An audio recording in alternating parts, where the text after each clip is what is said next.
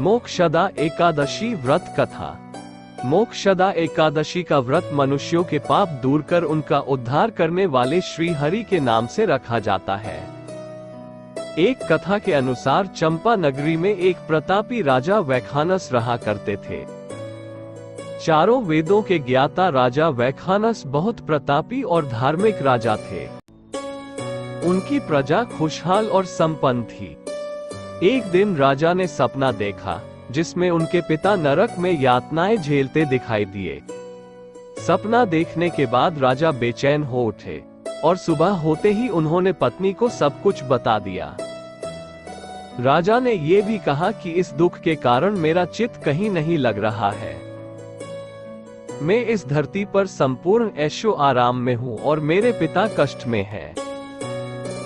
पत्नी ने कहा, महाराज आपको आश्रम में जाना चाहिए। राजा आश्रम गए। वहां पर कई सिद्ध गुरु थे जो तपस्या में लीन थे। राजा पर्वत मुनि के पास गए और उन्हें प्रणाम कर उनके पास बैठ गए। पर्वत मुनि ने मुस्कुराकर आने का कारण पूछा। राजा अत्यंत दुखी थे और रोने लगे। तब पर्वत मुनि ने अपनी दिव्य दृष्टि से सब कुछ जान लिया और राजा के सिर पर हाथ रखकर बोले, तुम एक पुण्य आत्मा हो जो अपने पिता के दुख से इतने दुखी हो।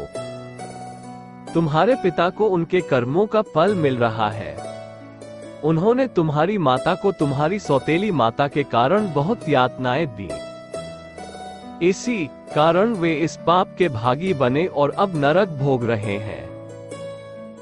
राजा ने पर्वत मुनि से इसका हल पूछा। इस पर मुनि ने उन्हें मोक्षदा एकादशी का व्रत का पालन करने और इसका फल अपने पिता को देने के लिए कहा। राजा ने विधि पूर्वक व्रत किया और व्रत का पुण्य अपने पिता को अर्पण कर दिया। व्रत के प्रभाव से राजा के पिता के सभी कष्ट दूर हो गए। उन्हें नरक के कष्टों से मुक्ति मिल गई।